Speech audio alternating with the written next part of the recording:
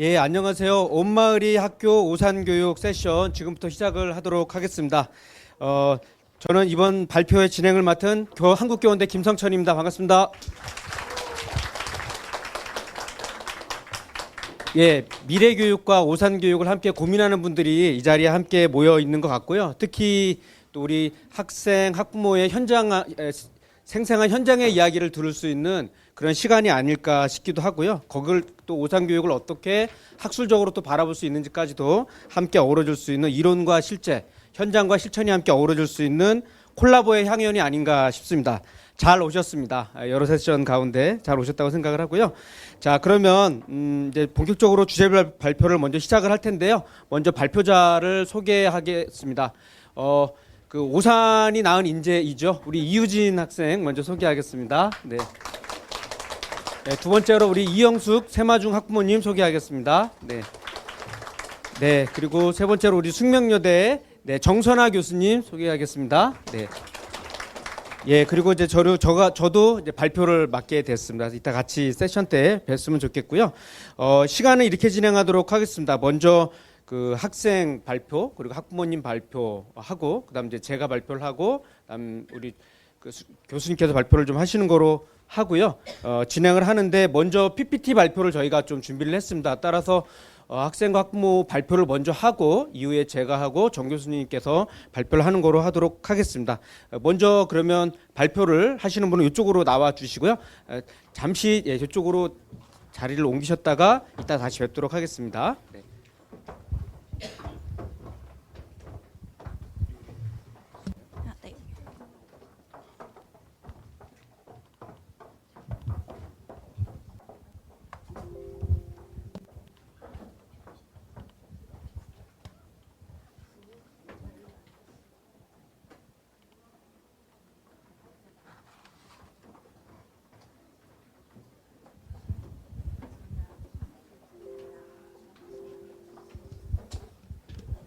네, 안녕하세요. 오늘 학생이 말하는 오산교육을 주제로 발표를 맡은 이유진입니다. 저는 오산중학교를 졸업했고요. 그리고 고등학교를 지나서 지금은 성균관대학교에서 교육학을 전공하고 있습니다. 우리 이번 포럼에는 저 같은 학생부터 시작을 해서 학부모님 그리고 교수님들, 현장에서 일을 하시고 계시는 이제 선생님들, 굉장히 많은 분들이 모여주셨잖아요. 그래서 제가 여기에서 어떤 뭐 정책에 대한 걸 얘기를 한다거나 아니면 행정적인 걸 얘기를 한다거나 하기에는 좀 무리가 있기도 하고, 세션에 처음으로 이제 오프닝을 여는 자리로 제가 당첨이 됐기 때문에 좀 가볍게 시작을 해보도록 할게요. 그래서 저는 그리고 아까 머리부터 발끝까지 빨간색으로 입으셨던 교수님처럼 멋있게 발표를 했으면 좋겠지만, 제가 얼마 전에 인터넷으로 사주를 한번 봤거든요. 거기 첫 번째 줄에 본 사람은 굉장히 봉건적이고 보수적인 사람이다라고 나오더라고요. 그래서 저는 오늘 굉장히 전통적인 방식으로 한번 발표를 해보도록 할게요. 저는 저만이 할 수 있는 이야기가 뭐가 있을까 생각을 좀 해봤어요. 그런데 결론은 그렇게 어렵지가 않더라고요. 그냥 제가 경험했던 그 오산교육에서 어떤 걸 배웠었는지를 여러분들에게 말씀을 해드리면 그냥 가장 좋을 것 같았습니다. 근데 생각을 해보니까 여러 개가 떠올랐어요. 그래서 스스로 학교 좀 잘 다녔다라고 생각은 했는데, 그중에서 꼭 하나를 꼽자면 요즘 오산시에서 팍팍 밀고 있는 사업이기도 하고 특히 중요한 교육이기도 한 이 토론교육에 대해서 좀 말씀을 드리고 싶었어요.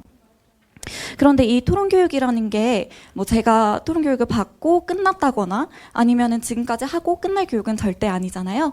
지금도 진행이 되고 있고 앞으로도 진행이 되어야 할 사업이고 교육이 있기 때문에 이와 관련해서 차차 설명을 드리도록 하겠습니다. 저는 크게 세 부분으로 나누어서 발표를 진행하려고 하는데요. 첫 번째로 과거에는 제가 어떻게 토론교육을 받게 됐는지 그 시작과, 그리고 실제로 어떤 교육을 받았었는지 토론교육의 과거에 대해서 말씀을 드리겠습니다. 그리고 지금은 제가 토론교육을 받고 이렇게 중학생에서 대학생이 됐죠. 그래서 지금 어떤 결과로 제가 어떤 긍정적인 영향을 받았는지에 대해서 말씀을 드릴게요. 그리고 저는 지금 대학교에 들어가서도 성균관대학교 중앙토론동아리 SKFC에서 활동을 하고 있거든요. 이 자격으로 이제 오산시에서 저한테 자격을 주셔가지고 대학생 토론 멘토링을 하고 있어요. 오산 초중고등학교에서. 그래서 어떻게 이 교육이 이루어지고 있는지도 말씀을 드리도록 하겠습니다. 그리고 마지막으로 오산 교육의 발전을 위하여라는 제목으로 미래 얘기를 해보려고 하는데요. 제가 토론교육의 발전 방향에 대해서 뭘 제시했으면 정말 좋겠지만 이는 좀 어렵고 저한테 부담스러운 주제이기도 해서 따라서 교육에 대해서 토론교육에 대해서 함께 생각했으면 좋겠는 그런 논의점들을 몇 개 가지고 왔습니다. 그거를 여러분들이 지금 맡고 계신 자리에서 위치에서 각각 생각을 같이 해봤으면 좋을 것 같아서 이렇게 발표를 진행하도록 하겠습니다. 먼저 토론 동아리에 들어가게 된 이야기인데요. 굉장히 허무해요. 왜냐면 지금은 저한테 은사님이시지만 당시에는 그냥 어색한 선생님 1 정도였던 그 선생님께서 중학교 2학년 때 저한테 오셨어요. 그래서 오셔가지고서는 저한테 너 토론 동아리 안 할래? 이번에 들어가면 너 1기야 라고 말씀을 하셨거든요. 이게 중학교 2학년에 이상한 호기심을 건드신 거죠. 그래서 그냥 그럼 할래요 라고 해서 얼떨결에 이렇게 토론 동아리에 들어가게 됐어요. 그래서 그때는 토론이 왜 필요한지 아니면 토론이 어떻게 좋은지 이런 거에 대한 고민을 별로 하지 않고 그냥 일기라니까 해봐야지 라는 마음으로 들어갔던 거죠. 그런데 당시에 오산 초, 중, 고등학교에 모두 멘토 선생님들이 파견이 되었었는지는 잘 모르겠어요, 저도.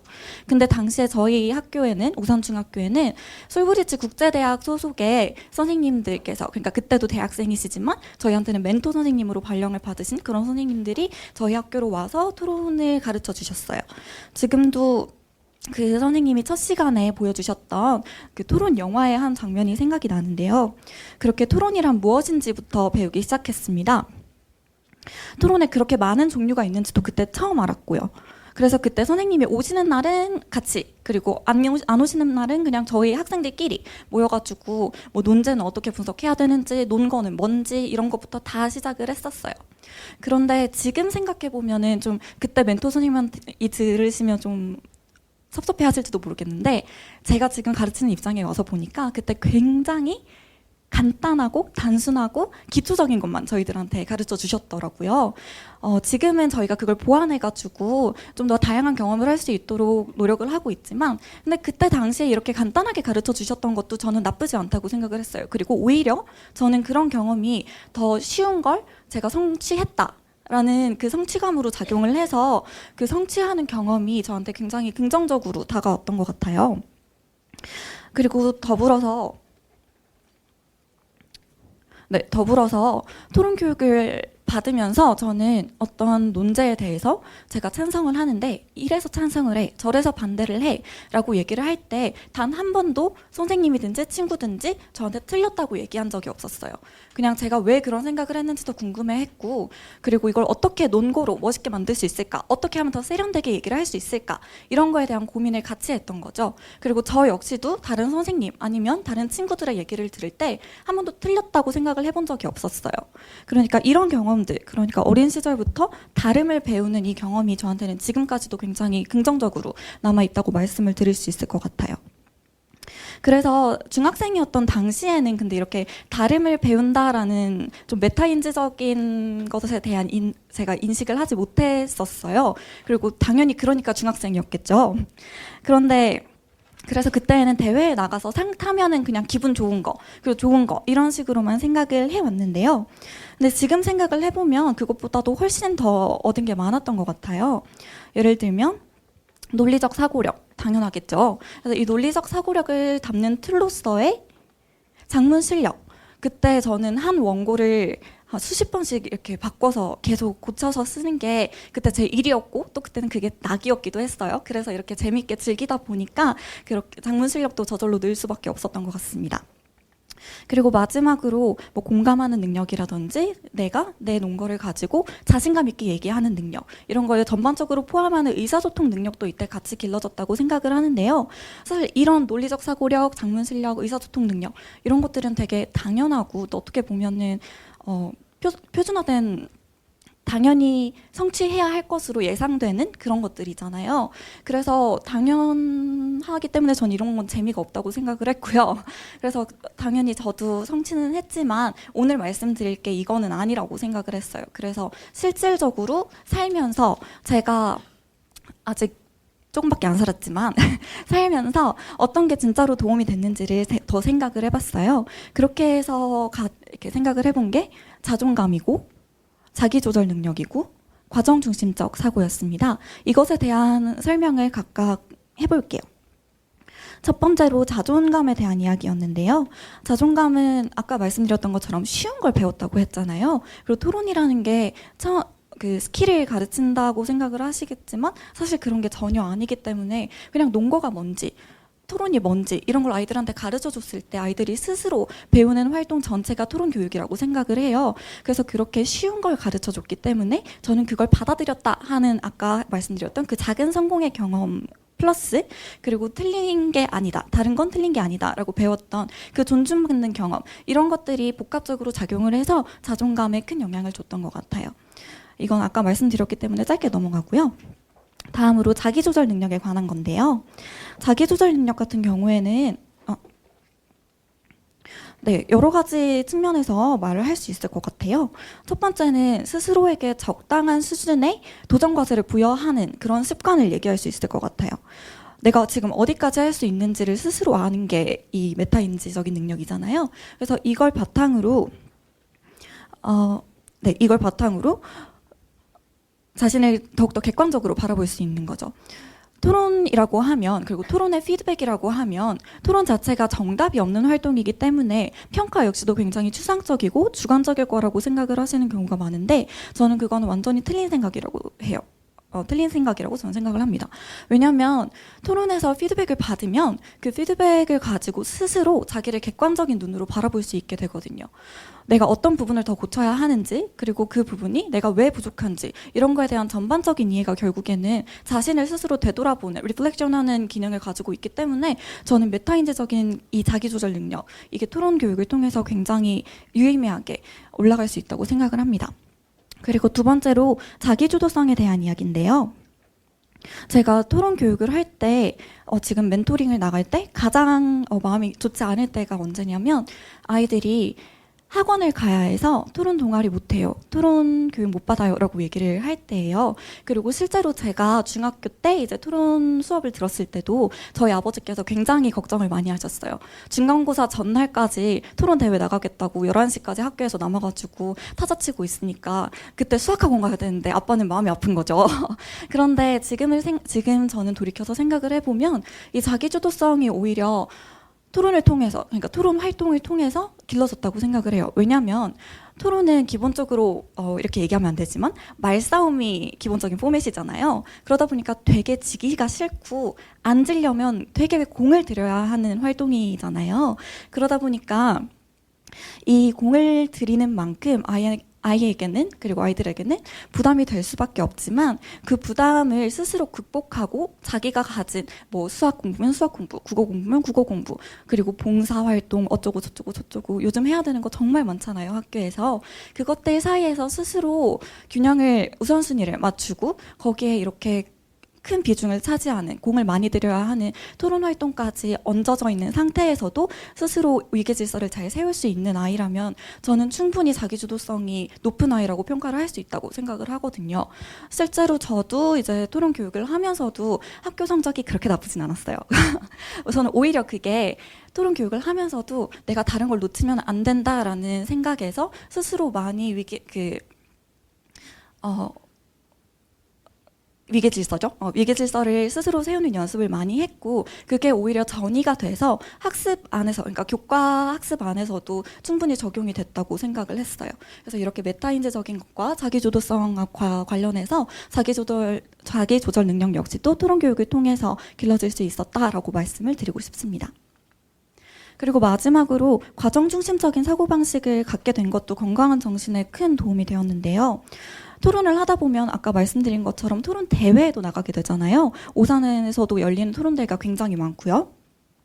물론 그 안에서는 승패가 가려지기 마련이고, 그래서 저도 토론을 시작한 지 얼마 안 됐을 때는 이기고 지는 게 저한테 얼마나 컸었는지 몰라요. 그래서 경기에서 이기면 내가 여기서 제일 똑똑한 것 같아가지고 엄청 우쭐해지기도 했고, 토론에서 지면은 내가 방금 내뱉었던 말들이 다 틀린 것 같아가지고 얼굴이 빨개지기도 했고, 그런 경험이 있었거든요. 그런데 이 토론을 많이 나가면 나갈수록 내가 이기고 지는 것보다는 그 좋은 토론을 만드는 게 진짜 중요하다라는 생각이 들더라고요. 아무리 내가 이겼어도 그냥 평행선만 쭉 달리다가 끝난 토론이면은 제가 얻는 게 아무것도 없었고요. 그리고 내가 얘기를 하면서도 내가 무슨 얘기를 하는 건지 모르는 상황에서 막 내 말을 내뱉었는데 그냥 심사위원이 그런갑다 하고 고개를 끄덕여 주는데 나는 내가 무슨 얘기를 하는지 모르는 거죠. 그런 상황이 몇 번 이제 반복이 되다 보니까 이거 너무 의미 없는 것 같은데? 라는 생각이 들었어요. 그래서 이런 좋은 토론을 만들기 위해 좋은 토론을 만드는 게 훨씬 중요하다는 생각을 스스로 하게 됐고요. 이거는 절대 누가 가르쳐줘서 아는 게 아니라 많이 경험을 해봐야만 아는 것 같아요. 그래서 이 토론을 통해서도 이 좋은 토론, 그러니까 과정 중심적인 사고가 길러질 수 있다고 생각을 했습니다. 스스로 경험을 해보고 그 과정에서 내가 얻는 것이 무엇인지를 스스로 리플렉션하는 경험이 저는 훨씬 중요하다고 생각을 했어요. 이렇게 과정에 저는 그래서 토론뿐만이 아니라 이제 학교 생활 그리고 삶 전반에까지도 좀 과정에 방점을 찍고 사는 편인데요. 그러다 보니까 저희 아빠가 그랬어요. 저희 아빠가 저 대담하다 그랬거든요. 그러니까 제가 22살인데 다른 22살의 친구들보다 제가 좀 뭘 시작하는 데 있어서 크게 두려움을 느끼지가 않아요. 그래서 이렇게 많은 분들 앞에서 이렇게 이야기를 해야 된다고 우선 재단에서도 저한테 이야기를 해주셨는데 이렇게 뒷일은 생각 안 하고 앞에 나와서 일단 하겠다고 했거든요. 지금은 조금 후회 중이긴 한데 아무튼 대담하대요. 네, 아무튼 대담하대요. 그래서 이렇게 제가 좀 뭘 시도하고 그리고 도전하고 하는 데 있어서 어렵지 않게 저 스스로를 믿을 수 있는 이런 용기가 토론 교육을 통해서 길러지지 않았나라고 생각을 했습니다. 물론 방금 말씀드린 이 세 가지들이 꼭 토론을 통해서만 길러질 수 있는 건 아니겠죠. 당연히 저도 그렇게 생각을 하고요. 그런데 토론이 이런 걸 풍성하게 길러줄 수 있는 활동이라는 거는 저는 강조를 드리고 싶었어요. 실제로 제가 경험한 바를 토대로 해서요. 이렇게 솔브리지 국제대학 출신의 멘토 선생님한테 저는 수업을 받았고 이런 식으로 지금 저에게 긍정적인 영향이 있었는데요. 그래서 저는 다시 오산으로 돌아와서 아까 말씀드린 것처럼 초, 중, 고등학교에서 지금 토론 멘토링을 하고 있어요. 제가 가르치고 있는 건데 사실 작년까지는 토론 멘토링이라는 게 철저하게 멘토에게 주도권이 있었어요. 그래서 다른 분들, 그러니까 저가 그냥 편안하게 얘기를 하자면 저희를 부리시는 윗분들이 저희를 그렇게 많이 올가매지 않고 뭐 해 라고 말씀을 하시지 않고 그냥 저희들의 자율적인 판단에 다 맡겨주셨었어요. 그런데 그러다 보니까 아무래도 학교별 편차가 좀 일어나는 것 같은 이런 좀 문제점들이 생겨서 하나로 평준화시켜야겠다. 어느 정도의 커리큘럼은 필요하다라는 생각이 들었어요. 그래서 오산시청과 그리고 저를 포함한 대학생 토론 멘토 2명이 함께 이렇게 오산시 대학생 토너멘토 지침서를 만들었어요. 원래는 학생들에게 나누어주는 교재를 만드는 게 저희의 목표였는데요. 이게 정리를 하다 보니까 멘토가 자기가 뭘 가르쳐야 되는지에 대한 생각을 가지고 있지 않으면 아이들이 아무리 교재를 가지고 있어도 효과적으로 전달이 안 될 것 같더라고요.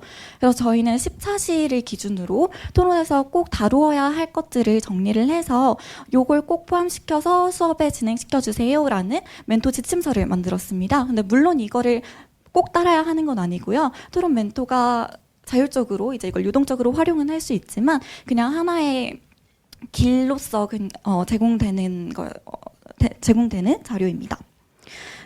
그리고요.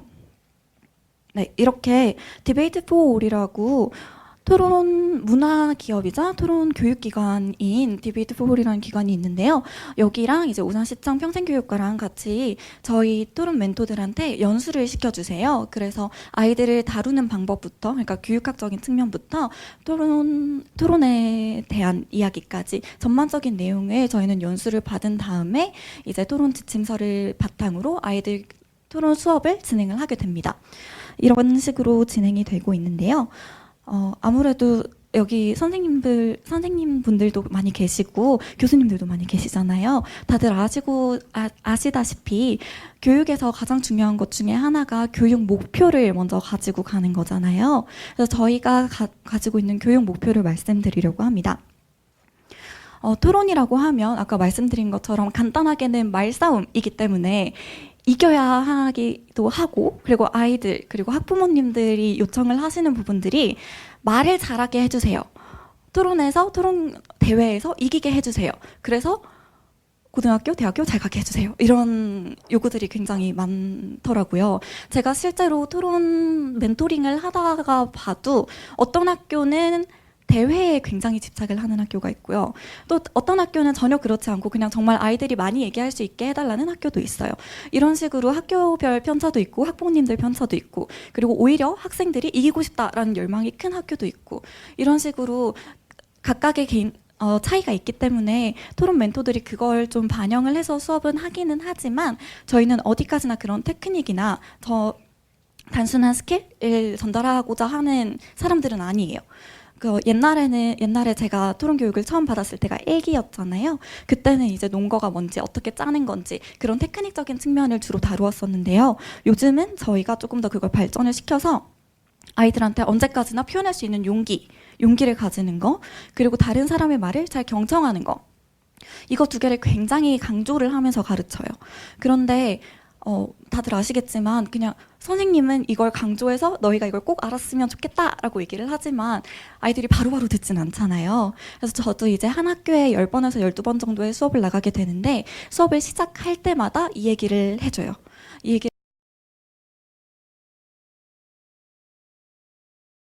해주는데, 그러면 2번 얘기할 때 또 다르고 3번 얘기할 때 또 다르고 10번 얘기할 때는 정말 제 마음을 알아주더라고요. 그래서 반복적으로 계속 이걸 상기시켜주는 게 저희 토론 멘토의 역할이라고 생각을 했어요.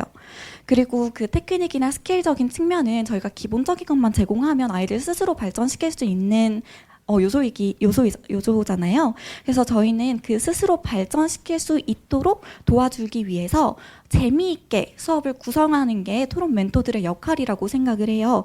그래서 여기 써 있는 것처럼 흥미를 잃지 않도록 요즘 게미피케이션 말이 많잖아요. 그런 게미피케이션 방법으로 수업을 구성을 하고, 또 소외되는 학생이 없도록 누구나 그 수업에서는 동등한 입장에서 다 이야기를 할 수 있도록 저희는 최대한 수업을 구성하고 있습니다. 네, 여기까지 해서 제가 어떤 토론 교육을 받아왔는지, 그리고 지금은 어떤 식으로 제가 다시 토론 교육을 하고 있는지에 대해서 말씀을 드렸어요. 그리고 또 무언가가 발전을 하기 위해서는 강점은 더 강하게, 약점은 더 보완시키게 하는 게 기본이잖아요. 그래서 이제 미래 얘기도 해야 되는데, 여기가 미래교육 포럼이니까요. 그런데 이 오산 토론 교육의 이제 발전에 대해서도 얘기를 하려면 방금 말씀드린 것처럼 강점은 강하게, 약점은 보완시키게 하기 위해서 강약점을 먼저 알고 넘어가야 된다고 생각을 했어요.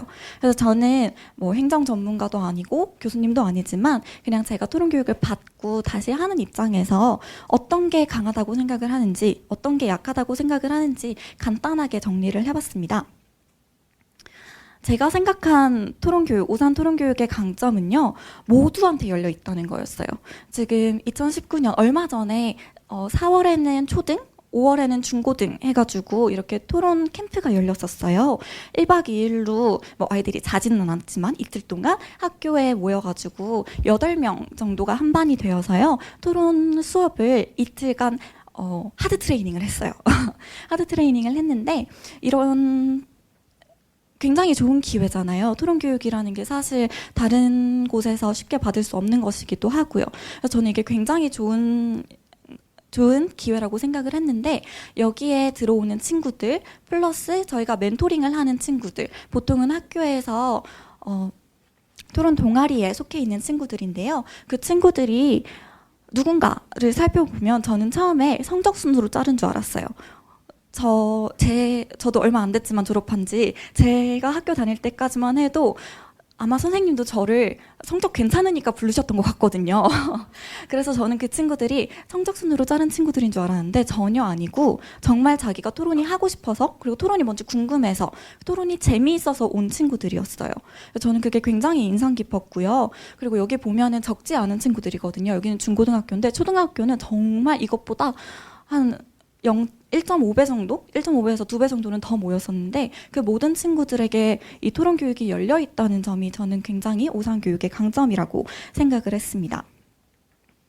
그래서 저는 오히려 토론 교육이 필요한 학생들이 누군가라고 생각을 해보면 가정환경이나 아니면 사회환경적으로 자기가 용기가 좀 없는 친구들 그리고 좀 소외당한 친구들이라고 생각을 해요. 그 친구들이 토론을 통해서 자신감을 가지고 자기가 이야기할 수 있는 용기를 가지고 나중에 커서 사회에 나가서도 이렇게 많은 분들 앞에서 제가 얘기를 하고 있는 것처럼 떨지 않고 얘기를 할 수 있는 이런 용기를 가지는 게 저는 가장 중요하다고 생각을 했거든요. 그래서 이렇게 모두에게 열려있다는 토론 교육의 강점이 저는 오산 교육의 강점이라고 생각을 해서 이걸 더 발전을 시켜야 된다고 생각을 했고요. 그리고 약점이라고 얘기를 하면 하나로 총칭을 해서 뭐라고 얘기를 하긴 좀 어려울 것 같아요. 그런데 저는 항상 이게 평가의 문제와 맞닿아 있다고 생각을 했거든요. 앞서 말씀드렸던 그 학원을 가야 돼서 토론을 못해요라고 얘기했던 이야기랑도 좀 이어지는데요. 우리나라 교육은 사조적으로나 제도적으로나 많은 개편을 이뤄왔잖아요. 근데 그럼에도 불구하고 계속 공교육 정상화에 대한 얘기는 제대로 해결이 안 되고 있고 계속해서 진행이 되고 있습니다. 그렇게 될 수밖에 없는 이유를 저는 평가에서 찾았는데요. 그러니까 공교육에서 이루어지는 것이 사교육으로 너무 잘 대비가 되기 때문이라고 생각을 했어요. 그러면 사교육 때문에 공교육의 평가 방식이 바뀌어야 되나?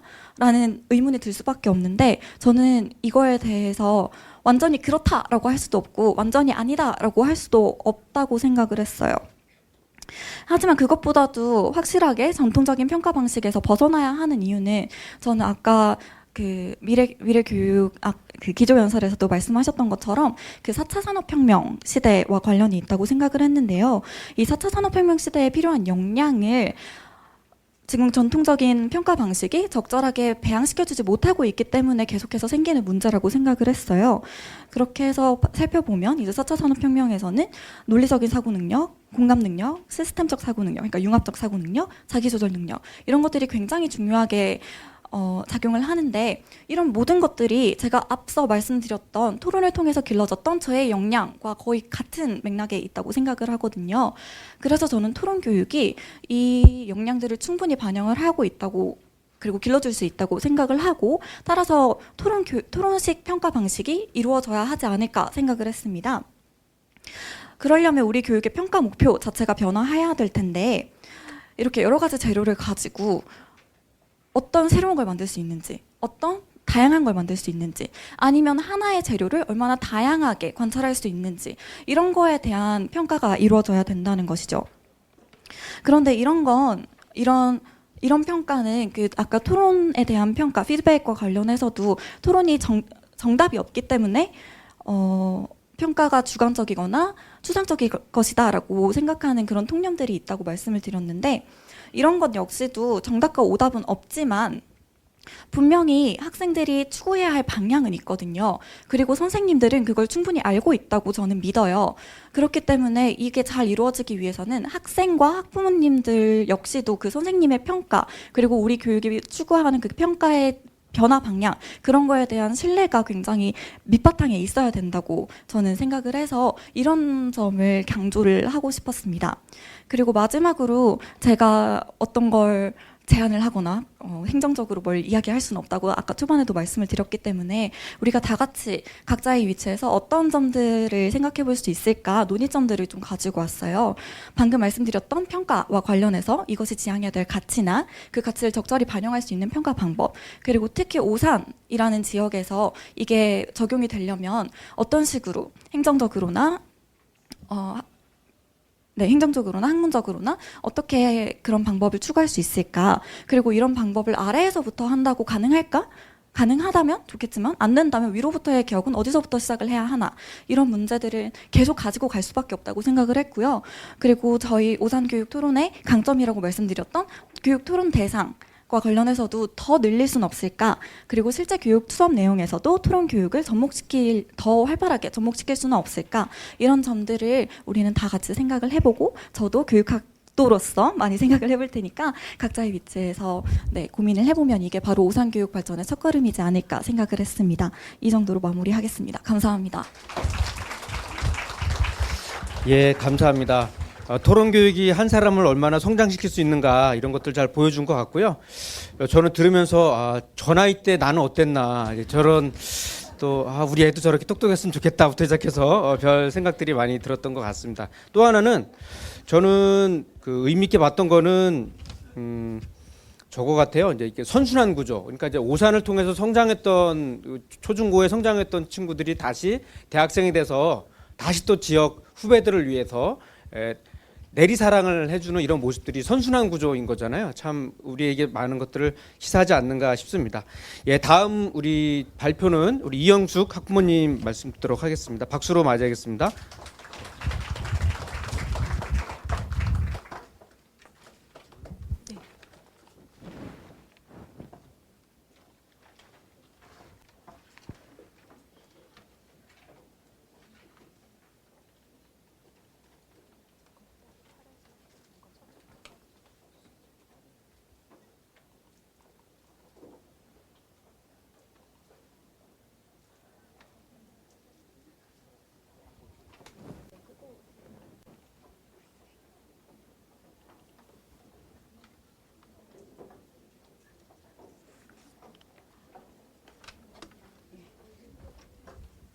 예, 안녕하세요. 저는 학부모가 말하는 오산 교육에 대해서 이야기할 학부모 대표 이영숙입니다.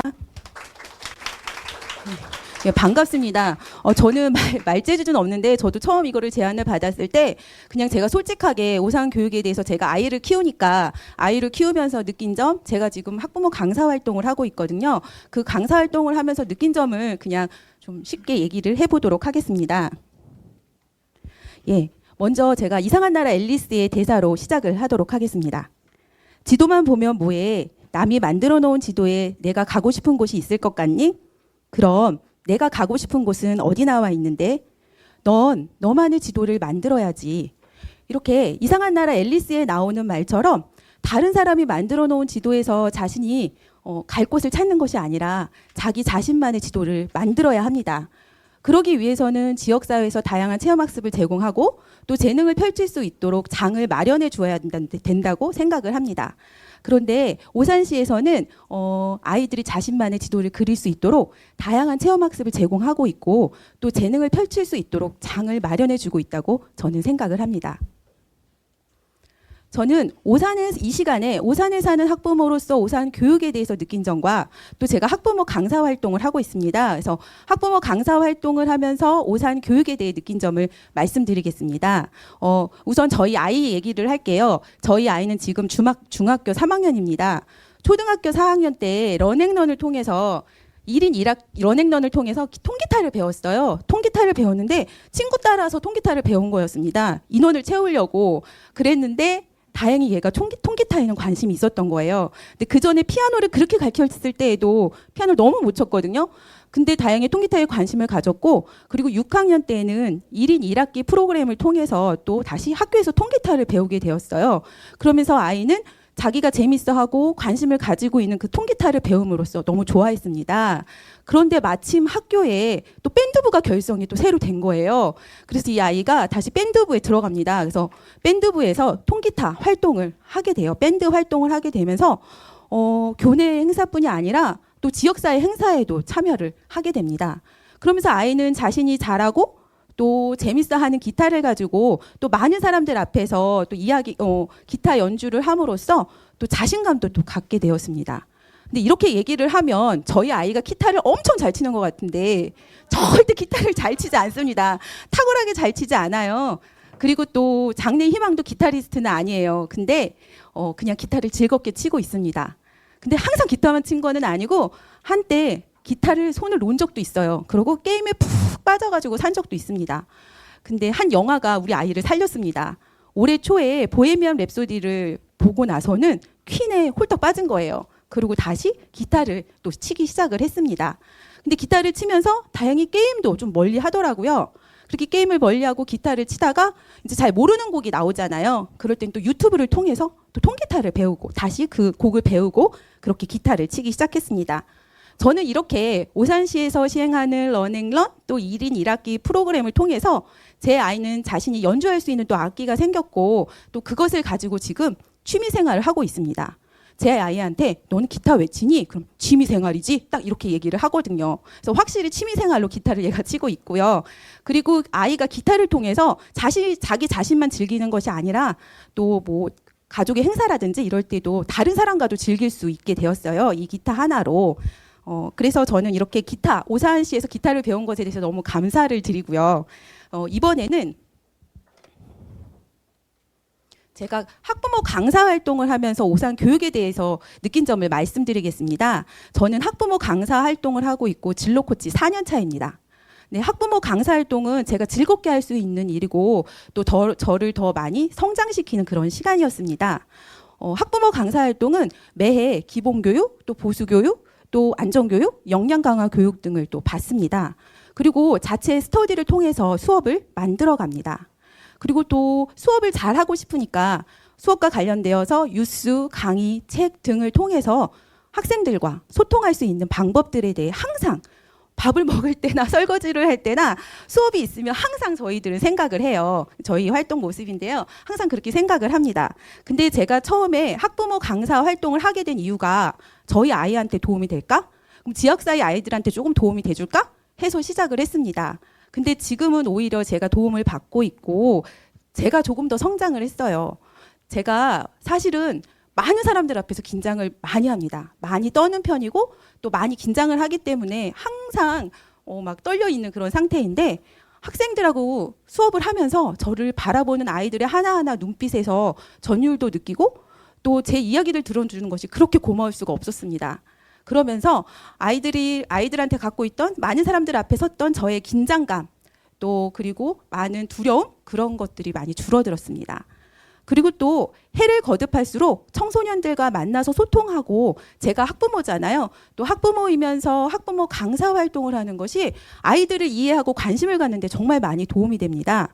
제 아이들을 보면서 밖에 나가서 지역사회 아이들에게 같은 또래니까 관심을 갖게 되고 또 이해하게 되고 반대로 또 지역사회 아이들을 보면서 제 아이들을 와서 이해를 하는 면이 이렇게 생기게 되었습니다.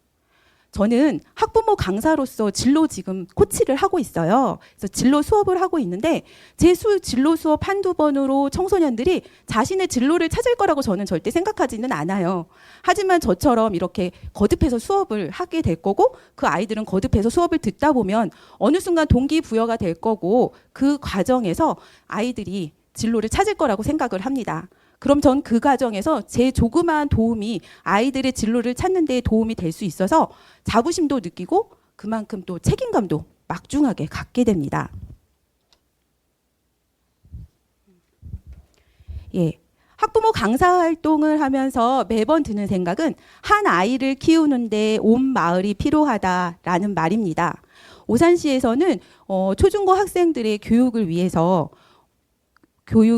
시청이나 또 재단, 또 마을 공동체, 학교, 또 학부모 강사 이런 많은 사람들이 연령이나 성별, 계층에 상관없이 서로 배우고 가르치고 있습니다. 따라서 오산시에서 제공하는 프로그램대로 청소년들이 자신만을 위한 교육이 아니라 지역사회 사람들에게 고마움을 느낄 수 있는 시간이라고 생각을 해요.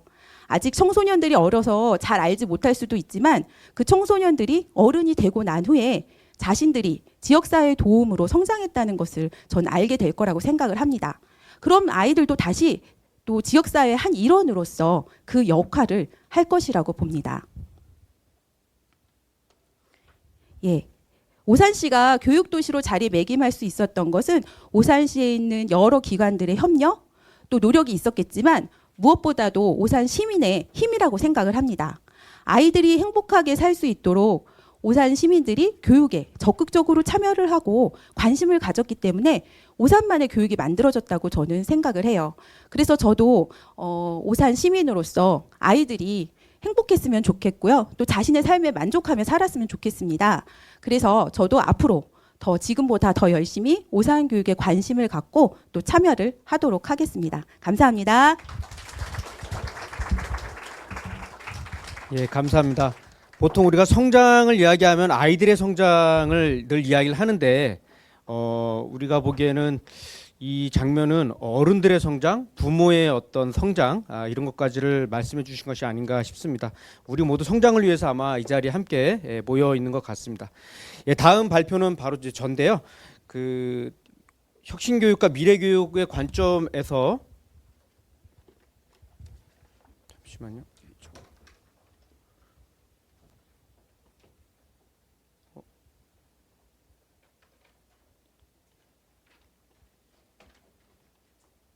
이게 지금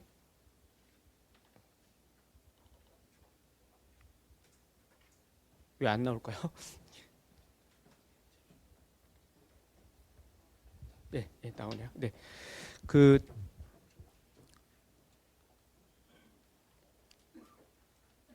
크게는 이제 혁신이라는 말부터 우리가 먼저 고민을 해볼 필요가 있을 것 같습니다. 이제 혁명, 개혁, 혁신, 뭐 개선 이런 말들이 있는데 사실은 이제 혁명이라는 말은 뭐 체제 자체가 완전히 바뀌는 거고 개혁이라는 말은 이제 국가 수준에서 권력에 의해서 움직여지는 방식들입니다. 근데 이제 우리가 혁신이라는 말은 이제 그 자발성, 주체성 그리고 이제 중범위 단위의 어떤 지역 단위라든지 학교 단위 안에서의 어떤 작은 단위 안에서의 실천이라는 의미를 갖고 있는데요.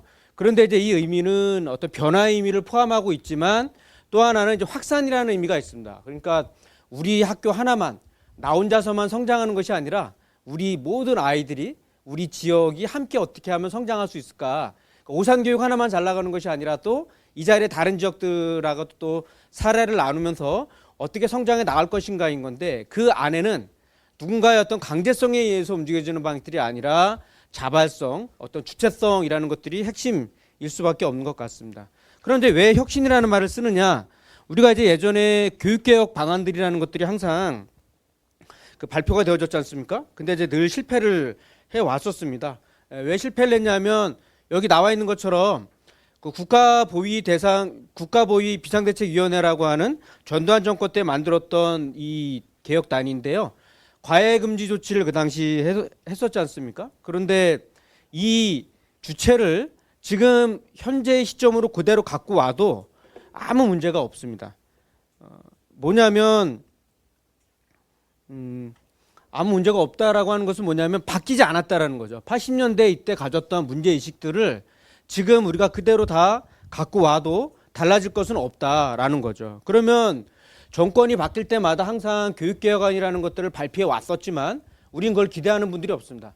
그러니까 정부에서도 항상 사교육 경감대책 이런 걸 내놓지만 그거대로 우리가 따라가는 사람들이 없다라는 거예요. 그건 뭐냐면 학습 효과가 있는 거예요. 정권이 이런 정책 발표를 해도 그것이 통할 것 같지 않다라고 하는 인식도 우리가 갖고 있는데요. 여러 가지 이제 실패했던 이유가 있습니다. 뭐 탑다운 방식으로 뭐 들어갔다라든지 항상 정권 초기에는 강력하게 드라이브 걸지만 시간이 지나면 레임덕에 빠지게 되는 어떤 모습들이라든지 탑다운 방식이 갖는 어떤 한계가 있기도 하고요. 목적과 수단이 또 괴리되어져 있기도 하고 또 뭐 교육 문제라는 것들이 꼭 사회 자체가 바뀌어야 되는데 교육 내적으로 이걸 풀어간단 말이죠. 예컨대 입시 제도를 개선하려고 해요.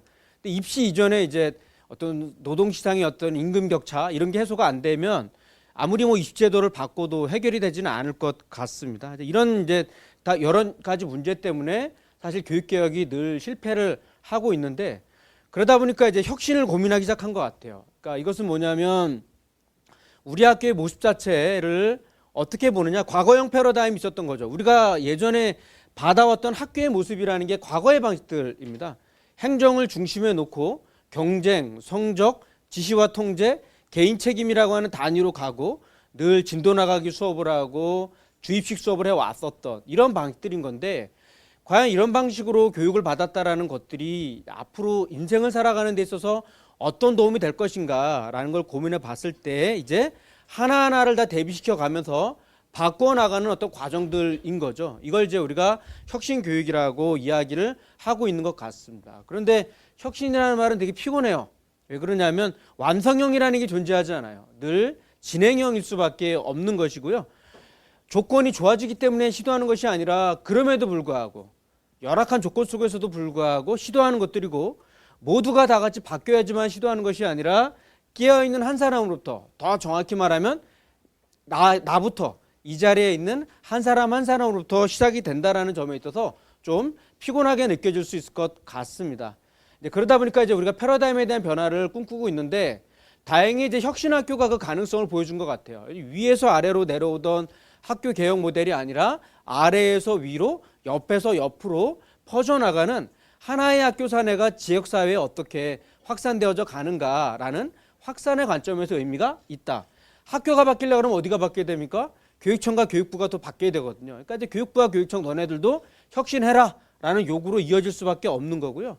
그다음에 예컨대 교사학습 공동체라든지 교직 문화의 어떤 변화, 학교 민주주의 이런 가치들은 우리나라의 교육에 있어서 중심부적인 가치는 아니었습니다. 근데 이것들이 바뀌지 않으면 학교가 안 바뀐다라는 관점에서 다시 학교에 대한 고민들이 시작이 되었고요. 그래서 학생을 중심에 놔보자라는 거죠. 학생을 중심에 놔봐서 가보자. 이런 것들을 위해서는 우리 교육에 대한 어떤 관점, 철학, 가치가 바뀌어야 된다라는 거죠. 우리가 받아왔었던 과거의 그 교육 시스템을 어떻게 하면 바꿔볼 수 있을 것인가. 그런 걸 위해서 이제 언제까지 청와대만 우리가 바라볼 거냐.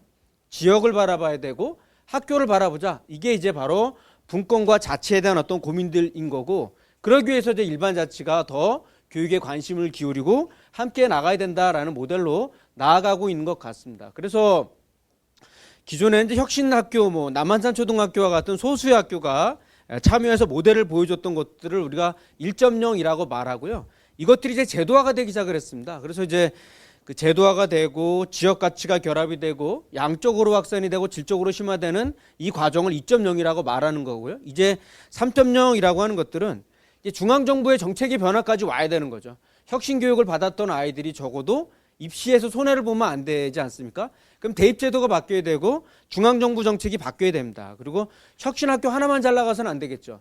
지역에 있는 모든 학교들이 바뀌어야 됩니다. 이게 혁신학교를 넘어 학교혁신으로, 학교혁신을 넘어 교육혁신으로, 더 나아가서는 사회혁신으로까지 나아가야 돼요. 저는 이제 그것이 포용사회, 포용국가의 담론으로까지 이어져 가고 나가 있다고 보는 겁니다. 그런데 과제가 있어요. 혁신교육, 혁신학교에 대한 과제가 양쪽으로는 확산이 되고 있는데 과연 이것이 질적으로 심화되어져 있는가? 그리고 무엇을 우리가 성과로 보려고 하는 건가? 아까 이유진 학생이 토론 이야기를 했습니다만 이 토론이라고 하는 것들이 되게 의미 있는 변화로 나와 있다라고는 하는데 수능의 오지선다로 이것들이 설명이 되고 있지는 않아요. 이런 것들 이제 앞으로 우리가 성과를 무엇으로 바라볼 거냐? 지속 가능한 건가? 앞에서 열정적인 교사들이 언젠가 바뀌고 떠나면 이것이 이제 그럼에도 불구하고 유지가 될 것인가에 대한 부분들. A 혁신학교가 되게 좋다라고 하는데 내 아이가 다니는 학교는 그렇지 않은 거예요, 여전히. 이런 것들을 이제 어떻게 하면 일반화시켜 나갈 수 있을 것인가. 또 우리가 공교육 정상화를 그동안 모델로 나왔었는데 정상화를 넘어서서 이제는 더 한 단계 질 높은 어떤 교육을 어떻게 꿈꿀 것인가라는 고민이 있고요. 이미 해외 교육 자체가 다 그렇게 나가고 있습니다. 그래서 학생들 한 명 한 명의 개별 맞춤형 교육으로 나아가고 있다라든지 어떤 토의 토론이라든지 협력 수업, 융합 수업을 해 나가고 있다라든지 지필코사 중심이 아니라 수행평가 중심으로 나아가고 있다라든지 교사의 어떤 역할들도 변화가 나타나고 우리 오산에서 하는 것처럼 지역사회와 함께하는 어떤 커뮤니티의 경험, 그래서 학생들의 학습 경험도 시간과 공간, 형식과 비형식을 넘나드는 좀 더 유연한 어떤 학교 시스템을 가지고 들어갑니다. 그래서 학교가 배움을 독점하는 시스템이 아니라 열려지는 어떤 그러한 시스템을 꿈꾸고 있는 것이죠. 바로 이제 이런 방식에 있어서 미래 교육에 대한 이야기들이 나오고 있고요. 오산 교육에서도 이제 이런 여러 가지 교육들을 시도하고 있는 것 같습니다. 제가 볼 때 이제 이런 연구물들을 보면 오산 교육에 대한 연구들도 최근에는 쏠쏠이 나오고 있어요. 그러니까 이제 주목하고 있는 거고 우리 교육이 나아가야 할 어떤 모델들을 제시하고 있다. 핵심은 지역사회가 학교의 교육 자원으로 활용되고 있다. 이런 것들을 위해서 이제 그 지역사회의 어떤 네트워크가 구축이 되고 있다라는 것들이 이제 의미 있게 지금 보고 있는 모습들입니다. 제가 이제 나름 몇 분들에게 이렇게 오산 교육에 대해서 어떻게 평가를 하는가 여쭤봤더니 첫 번째로는 감동 서비스를 제공해주고 있더라라고 하는 거였습니다. 이렇게 이제 현장에서 이런저런 요구가 들어왔을 때 그런 것들에 대해서 민감하게 반응을 하고 즉각적으로 대응을 해주는 어떤 지원 시스템이 있더라라는 것들이었습니다.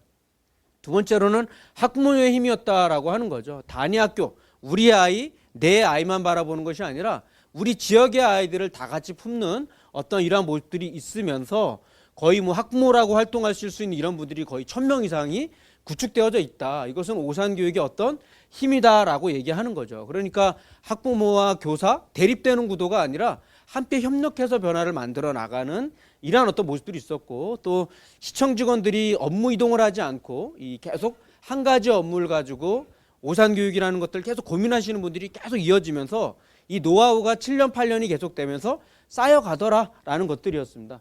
그러면서 이제 이런 노하우가 축적이 되면서 이제 시스템이 되기 시작을 했던 모습들, 그래서 아이들이 체험을 활동을 나가거나 이랬을 때 착착착착 지원이 되는 어떤 모습들이 있더라라고 하는 부분들이었습니다. 이런 것들이 상당히 좋은 모습들이었고요. 그래서 왜 이런 동력들이 일어났을까? 하나는 리더십일 것 같아요. 이제 결국 오산시의 리더분들이 결국 우리 교육을 위해서, 아이들을 위해서 뭘 해줄 것인가에 대해서 관점을 갖고 있는 거죠. 기존의 명문고 패러다임이 아니라 지역 자체를 다 같이 어떻게 성장시킬 것인가라는 문제들, 그런 걸 위해서 함께 협의하고 논의할 수 있는 거버넌스가 만들어지고, 오산교육재단과 같은 이제 중간 지원 조직들이 있어서 좀 더 유연하게 빠르게 대응해 줄 수 있는 어떤 지원 시스템이 있더라. 혁신교육지구 사업이 어쨌든 이제 계속 시간이 지나면서 나름 노하우가 축적이 되는 거고, 평생교육과 초중등교육이 연계가 돼서 아까 학부모님들 같은 분들이 또 계속 성장을 하면서 아이들을 돕는 이런 선순환 구조가 만들어지더라라고 하는 거였습니다. 그래서 제가 봤을 때는 일반 자치와 교육 자치가 늘 대립했던 모습들이었는데 협력을 하니까 성과가 나오더라라는 거였고요.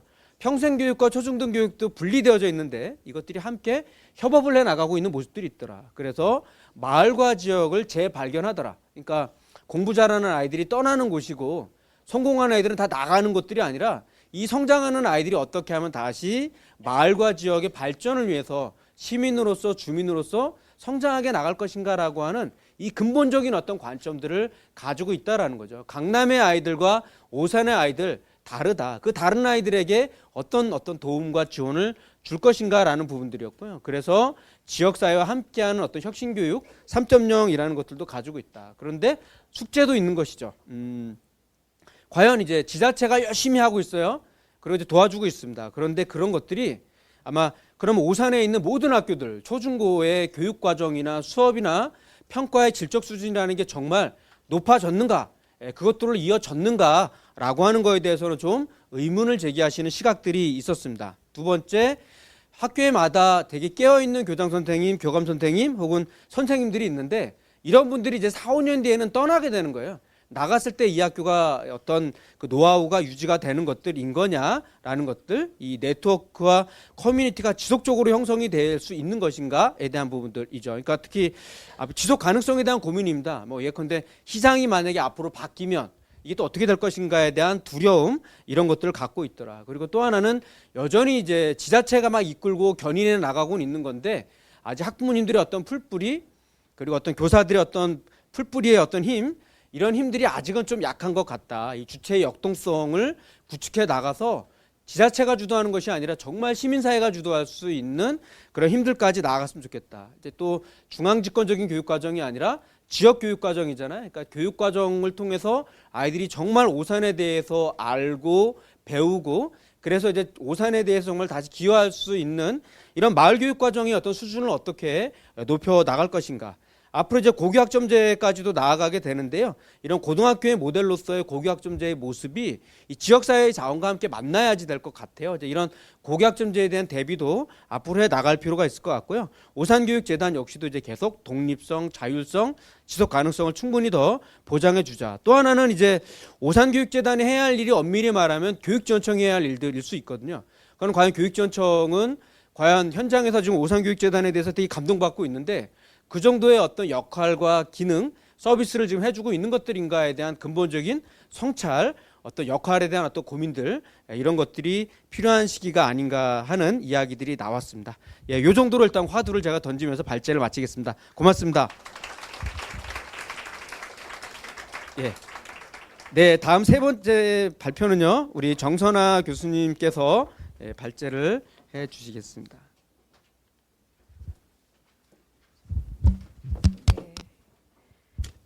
저 그냥 소감이요. 교수는 이제 일반형 교수는 이제 사라져야 되는 시기가 자꾸 온다 이런 생각을 조금 합니다. 지역형이 필요한 것 같아요. 서울에 있는 대학이 정말 교수들이 잘못하면 아무 설 자리가 없어지겠구나. 제가 은퇴를 빨리 해야 되겠다 생각을 하고 있습니다. 저 이제 외지어 교육에 대해서 제가 얘기를 드리게 됐는데 아마 뭐 많이 들으셨을 거예요. 이게 굉장히 오래된 도시입니다. 이탈리아 레지오 로마니아 지역의 북쪽에 밀라노에서 기차로 한 1시간 50분 정도 올라가는 곳에 있고 굉장히 오래된 도시예요. BC 기원전 2세기에 세워진 도시고 그런데 이 도시가 세계로부터 각광을 받고 있습니다. 이 도시의 학교를 보기 위해서 전 세계의 유아교육자들이 어마어마하게 매년 갑니다. 저희가 한번 갈 때 한 400만 원씩 냅니다. 그 돈이 재단이 있습니다. 그 재단이 그 돈을 이용해서 아이들 교육에 사용하고 있습니다. 그런데 그 교육을 보러 오는 많은 사람들 중에 이 영미권의 학자들, 영미권의 교사들은 이런 질문을 해요. 그래서 너희는 이렇게 훌륭한 교육을 했는데 너희 아들은 얼마나 훌륭하게 됐어? 라고 질문을 해요. 학교에 가서 공부를 잘하니? 대답하지 않습니다. 관심이 없어요. 우리는 관심 없습니다. 우리 아이들이 지금 현재를 잘 사는 게 중요하다라고 얘기를 하고 있고 그리고 놀랍게도 사실은 제가 언제 한 번은 택시를 빌려 타고 들어가게 됐는데 그 택시를 운전했던 학생이 그 청년이 그 레지오 출신 청년이었어요. 그래서 우리가 물어봤어요. 너는 왜 여기 계속 살고 있느냐 그랬더니 자기는 뭐 재밌다. 자기는 이대로 만족스럽다. 그런 얘기를 해서 되게 놀라웠었어요. 그게 한 10여 년 전이었습니다. 지금도 레지오는 사실은 그 성과성이라든지 수월성에 대해서 설명하려고 하지 않아요. 예, 설명하는 순간 이것이 교육이 망가진다라는 걸 사람들 너무나 잘 알고 있기 때문이라고 생각을 합니다. 그런데 이제 이 레지오의 교육으로 사실은 인구가 어마어마하게 늘었어요. 제가 10여 년에 갔을 때는 인구가 굉장히 영어 쓰는 사람이 거의 없었고 외국인을 볼 수가 없었어요. 지금은요. 아랍계, 중국 사람, 뭐 아시아, 뭐 엄청 많은 사람들이 돌아다녀요. 그래서 이 교육이 시를 또 살리는구나 이런 거를 다시 한번 보게 됩니다. 많은 사람들이 사실은 저희 유아교육계에서는 이 레지오 교육이 들어온 지가 꽤 됐어요. 90년대 중반쯤 들어왔으니까. 근데 이 혁신의 교육이 한국의 유아교육에는 어떻게 접목이 됐느냐 하면 혁신이 아니라 사립기관의 혁신형 모델로, 교육 모델로, 운영의 좋은 모델로 활용이 됐고 지금도 현재도 그렇게 활용이 되고 있습니다. 그리고 이 레지오 교육에 대한 전 세계의 관점은 두 가지예요. 사립기관들이 여전히 여기를 로망하면서 가지고 가는 것과 그다음에 공교육 시스템으로 이 레지오를 어떻게 가지고 들어갈 것인가를 고민한 두 양자의 사람들이 여기 교육에 관심을 가지고 있습니다. 특히 북유럽이나 이쪽 사람들은 공교육 시스템으로서 공적 시스템으로서 레지오의 시스템이 어떻게 작동하는지에 대해 관심을 더 많이 가지고 있고 영미권과 우리나라, 중국, 일본 뭐 이런 사람들은 이제 돈에 관심들이 많습니다. 이거를 해서 돈을 많이 벌 수 있다라는 것이 전 세계적으로 많이 알려지고 있는 거죠. 이거 이게 왜 안 돌아갈까요? 네. 이 레지오 교육을 좀 간단히 제가 유아교육과 관련 없이 이 시스템으로서 이 사람들이 추구하는 바를 좀 몇 가지 소개를 드려야 될 것 같은데 이 사람들이 이런 얘기를 해요. 학교가 어떤 공간이냐라고 질문을 하면 여기 보시다시피 그냥 많은 사람들이 모여서 만나는 공간이어야 한다. 만남의 장소여야 된다. 공공의 장소이고 이 기관은 윤리적이고 정치적 실현을 해야 된다. 실천. 이 사람들은 정치적 실천이란 말을 굉장히 아주 익숙하게 사용합니다. 그러니까 교육도 정치라는 거죠. 예, 정치적으로 이뤄내야 할 것이 있다라고 이 사람들은 믿고 교육을 합니다. 그래서 아이들을 비롯해서 이 시민을 위해서 좋은 삶이 뭔가라고 하는 거를 굉장히 고민을 하고 계속 질문을 합니다. 그래서 윤리적 만남의 장이라고 하는 말로 표현을 하고 있고요. 그 다음에 이들이 강조하고 있는 것이 이제 많이 들으셨을 거예요. 경청의 교육이다. 모든 다른 것을 떠안아야 된다. 우리는 타인에 대해서 무한대의 주의력을 기울여야 한다라고 얘기를 합니다. 그래서 이 사람들이 생각하는 교육은 같음을 만드는 것이 아니라 다름이 있어야 하는 것이고 다름에 대해서 끊임없이 경청해야 한다. 그리고 다른 것이 다가오는 것에 대해서 두려워하지 않아야 된다라고 합니다. 그래서 지금 현재 아까 말씀드렸듯이 레지오에 굉장히 많은 이주민들이 들어오고 있기 때문에 사실 레지오 교육이 지금 도전을 받고 있어요.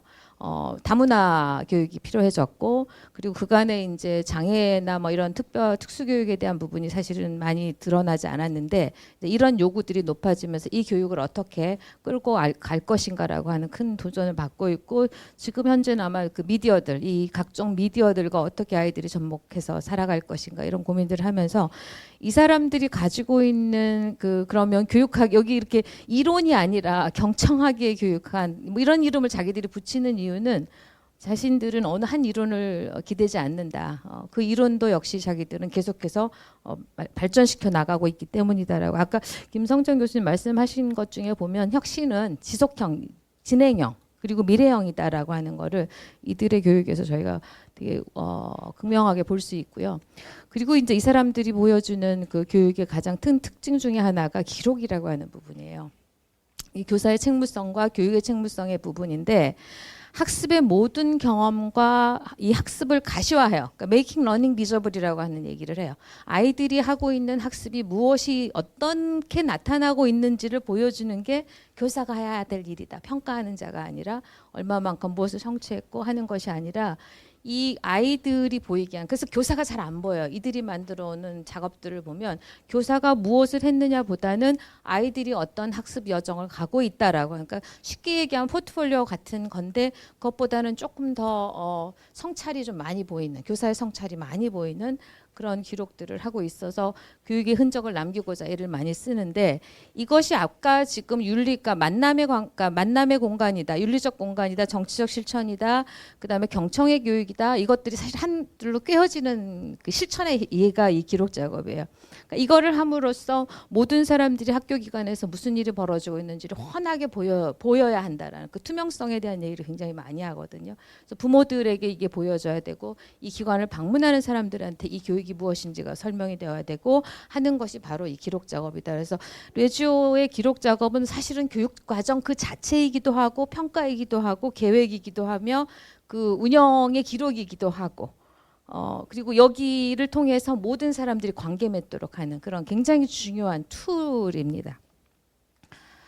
이게 이제 그 사람들이 쓰는 기록 작업에 그냥 간단한 그 사람들의 예시를 들은 건데요. 이렇게 교실에 가면, 기관에 가면 굉장히 많은 글과 글들이 있고, 그 인터내셔널 센터라고 하는 이 레지오 칠드런이 레지오 교육을 하는 이 기관이 2000년대에 이 오산교육재단과 같이 재단을 하나 설립을 합니다. 그 레지오 칠드런이라고 합니다. 근데 그 칠드런이 이제 공익재단으로 이제 탈바꿈을 하는데, 그때 논쟁이 굉장히 많았어요. 이 사람들이 이것을 사립적 성격을 담을 것인가, 사적인 영역을 남겨놓을 것인가, 아예 공적인 영역으로 시에 소속될 것인가를 논쟁을 굉장히 많이 했었고, 그러다 내린 결론은 이 둘을 같이 가지고 가야 된다. 아까 말씀드렸듯이 그 해외에서 들어오는 많은 관광객들의 수익은 아이들한테 다 들어가는, 그래서 이익을 창출하기도 하지만, 그러나 이 교육, 그 레지오 칠드런의 정신과 실천은 그대로 고스란히 레지오 아이들에게, 레지오 시에 살고 있는 모든 아이들에게 그 기여가 될 수 있도록, 다시 돌아갈 수 있도록 그렇게 두 가지 역할을 지금 하고 있습니다. 그래서 이 경청의 교육이라고 하는 게 또 하나는 지금 오산 교육, 오늘 이제 미래 그 비전 선포 중에 하나가 이제 공간에 대한 부분인데, 이 환경이 결국은 교육에 있어서 제3의 교사다. 이것이 변화하지 않는 한은 교육의 혁신이 일어나기 어렵다. 그래서 사실 여기 레지오를 가면 정말 아름다워요. 너무 아름다워서 어떻게 이런 데서 아이들이 행복하지 않을 수 있을까라는 생각이 들 정도입니다. 그러니까 이런 것들 하나하나까지, 그래서 모든 사람이 들어오는데, 그러니까 아이들을 환영하기 위해서 공간을 그렇게 만드는 거예요. 아이들이 교실에 갇히지 않도록 하고, 아이들이 기관에 갇히지 않도록 하기 위해서 신경을 많이 쓰고 있습니다. 그래서 이 기관을 우리는 이 레지오의 영유아 센터를 이 사람들이 사회적 소통 시스템이다라고 이름을 불러요. 그러니까 이 기관이 유아교육을 하는 기관이 아니라 어린이, 교육자, 가족 이 세 주체가 만날 수 있도록 하는 그 공간이다라고, 포럼이라는 용어도 쓰거든요. 그래서 이들한테 복지라고 하는 것은 뭔가 수혜를 주는 것이 아니라, 혜택을 주는 것이 아니라 주체 간의 소통이 일어나게 하는 거죠. 우리가 어떻게 하면 더 아이들을 잘 키울 것인가, 그리고 나는 나의 요구를 어떻게 이 교육을 통해서 얻어낼 것인가. 그러니까 여기에는 교사도 들어가고, 부모도 들어가고, 지역 시민도 들어가고, 그래서 모든 사람들이 이 아이들의 교육을 통해서 만나서 사실은 갈등하고 고민하는 곳이에요. 그래서 굉장히 이 레지오 교육하고 한번 소통을 하시려면 해보신 적이 있으실 텐데 답이 잘 안 올 겁니다. 예. 답장 한번 하는데 이 사람들이 모여 앉아가지고 협의할 것들이 너무 많아서 뭐 이렇게 쉽게 빨리 대답도 잘 안 합니다. 그래서 그 정도로 굉장히 이 소통을 중요하게 여기고 있다. 제가 여기 간단하게 이 레지오 교육을 창시했다라고 알려져 있는 말라구찌라고 하는 교사예요. 이 사람이 교사이고 철학자이기도 하고 혁명가이기도 해요. 사회주의자이기도 한데 이 사람이 썼던 이 글이 시가 하나가 있어요. 어린이 100가지 언어라고 하는. 그래서 그 100가지의 언어 안에 핵심은 뭐냐면 아이들이 가지고 있는 수많은 능력을 어른들이 다 가져간다. 그거를 되돌려줘야 된다. 그래서 이것을 기반으로 해서 교육과정이 만들어졌고 레지오 교육은 현재까지도 이루어지고 있습니다. 그래서 이 아이들에게 어떻게 하면 수많은 아이들이 가지고 있는 능력들을 되돌려줄 것인가라고 하는 것에 지금도 고민을 하고 있고요. 하나 제가 여기 그 레지오 칠드런이 운영하는 건 아니지만 이제 시와 관련해서 그 지역의 많은 산업체들이 내놓는 그 폐기물들이에요. 이 폐기물들을 이 리사이클링 센터를 통해 가지고 굉장히 큰 센터를 운영을 해요. 그래서 시에서 그래서 거기에서 부산물들이 들어옵니다. 그러면 저걸 저렇게 정리를 합니다. 그런 다음에 부모가 됐든 교사가 됐든 누구든 레지오시에 살고 있는 사람들은 다 저걸 가져다 사용할 수가 있어요. 교실에 쓸 수도 있고 집에서 쓸 수도 있고 그래서 이것이 교실로 들어가서 아이들한테 아이들 손을 거쳐서 아이들이 뭐 만들고 싶은 걸 만들어낸 아주 중요한 작설 지속 가능한 사회를 만드는데 또 이게 굉장히 많은 기여를 하고 있고 이 레미다는 원래 그 마이더스의 손이다 뭐 이런 의미에서 만들어진 이태리 말입니다. 그래서 왜냐하면 이렇게 생겼는데 이게 무엇으로 바뀔지 모른다라고 하는 의미를 담아서 이렇게 운영을 하고 있고요. 그 다음에 이제 교사인데 이 아리아드네 실타래라는 이 사람들이 비유 은유 표현을 되게 많이 하는데 교사가 그럼 누구여야 되냐 어떤 사람이어야 되냐 아마 신화를 모르시면 한번 찾아보시면 됩니다. 이 실타래를 타고 이 미로를 빠져나오게 도와주는 게 이제 아리아드네예요. 그래서 이 아리아드네 같은 역할을 하는 게 교사다. 길을 열어주고 모든 관계를 엮어주고 소통할 수 있게 해주는. 그래서 성장할 수 있게 해주는. 그리고 이 사람들은 네트워크라는 거지 누구를 가르치는 사람이 아니다. 이렇게 자신들을 교사를 얘기를 하고 그게 바로 이제 연구자로서의 교사이기 때문이다라고 얘기를 합니다. 사실 여기에 그 교사들의 수준이 높지 않습니다. 예. 이태리의 유아 교육의 수준이 높지 않기 때문에 고등학교 졸업한 사람들도 교사가 많이 됐었고요. 지금은 아니지만 어쨌든 그 수준이 그렇게 높지 않은 교사들을 대단한 교사로 성장시키는 그러니까 이 교육 자체가 이 교사의 성장력을 도모하는 데 굉장히 기여하고 있는 걸 많이 볼 수 있습니다. 그래서 뭐 대략적으로 그냥 제가 레지오 교육에 대해서 이거는 꼭 설명해야 되겠다 얘기하고 싶다 하는 거를 말씀을 드렸고 이거를 어떻게 우리가 여기 오산시에도 적용을 해야 되나 고민을 좀 해봤는데 어렵죠. 되게 어렵습니다. 어려운데 상황을 보니까 로산시의 어린이집이 지금 국공립 전환이 아마 40% 육박하는 것 같습니다. 그런데 이제 저희가 주목해야 되는 게 이 민간에서 특히 가정 어린이집이 50%를 차지해요. 5명, 7명, 6명의 교사가 있고 아이들은 20명 내외입니다. 사실 수적으로 굉장히 많죠. 근데 이 가정 어린이집들은 사실 운영도 어려워요. 물론 지원 사업들을 굉장히 많이 하고 계시더라고요. 오산시에서. 그럼에도 불구하고 이들을 지원하지 않으면 이 전반적인 질을 높이기가 대단히 어렵다라는 거죠. 그러면 이 사람들을 어떻게든 도와줘야 되는 게 지금 하나의 과제인 것 같고 또 하나 이 사립유치원 보시다시피 지금 거의 3배가 넘는 아이들이 사립유치원에 재원을 하고 있습니다. 그러니까 아까 그 레지오 교육과는 성질이 너무너무 달라요. 레지오 시 안에 물론 사립유치원이 있습니다. 사립기관이 있고 거기도 유보통합이 되지 않았었어요. 지금 작년에 이태리가 유보통합을 선언을 했습니다.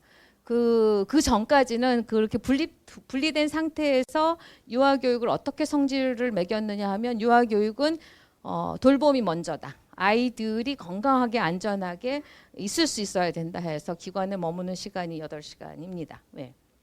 그렇게 하고 교사를 뭐 2교대를 한다든지 이런 형식으로 돌리고 있는데, 그래서 저희가 고민을, 이게 보면은 이게 이렇게 민간에게 이렇게 여러 가지가 맡겨져 있는데 이걸 어떻게 공공성을 도모를 할 것인가라고 하는 게 숙제인 것 같은데, 제가 보기에는 일단 가정 어린이집들은 도와줘야 돼요. 예, 도와줘야 돼요. 이 사람들이 일단은 운영을 하는 사람들이고, 이들에게도 이것이 어떻게 생각하면 하나의 자신이 살아가야 될 도구이기 때문에, 이 도구이면서 그러나 공공성 있게 아이들을 잘 돌볼 수 있도록 도와줘야 되는데, 그러려고 하면 하나하나 개별보다는 공공성이라고 하는 건 아까 보셨듯이 레지오에서 굉장히 중요한 게 소통이거든요.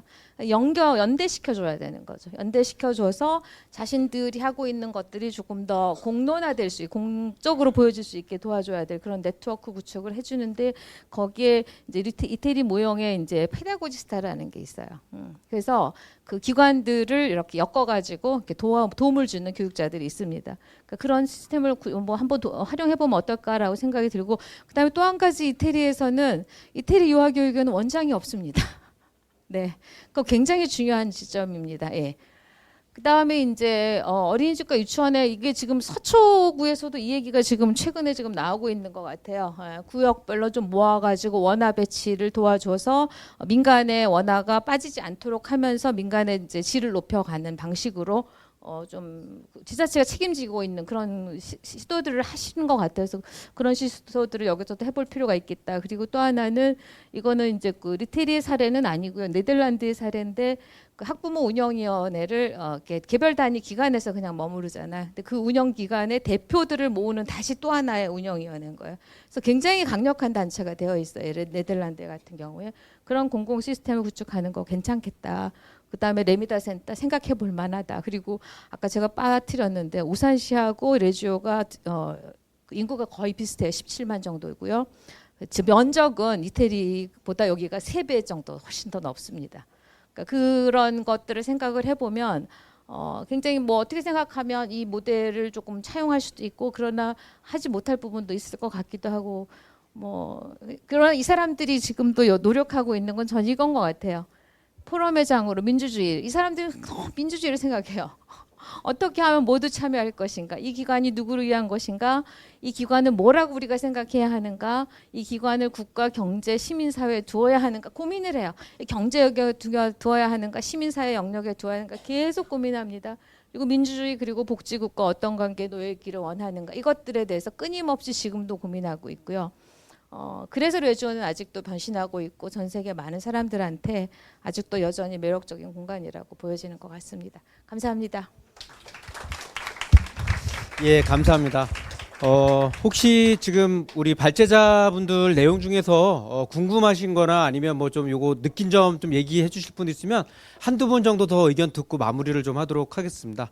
혹시 또 궁금하신 내용이나 느낀 점 있으면 바로 저희가 마이크 전달해서 마무리하도록 하겠습니다. 예, 한 분 정도 혹시 더 있으신가요? 네.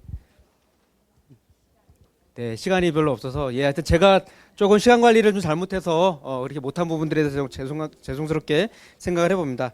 예, 그러면 오늘 발표 내용 괜찮았나요? 예, 경청해 주셔서 감사드리고요. 이상으로 제1회 미래교육 오산교육 국제포럼 세션을 마치도록 하겠습니다. 함께 경청해 주셔서 너무 감사드립니다. 고맙습니다.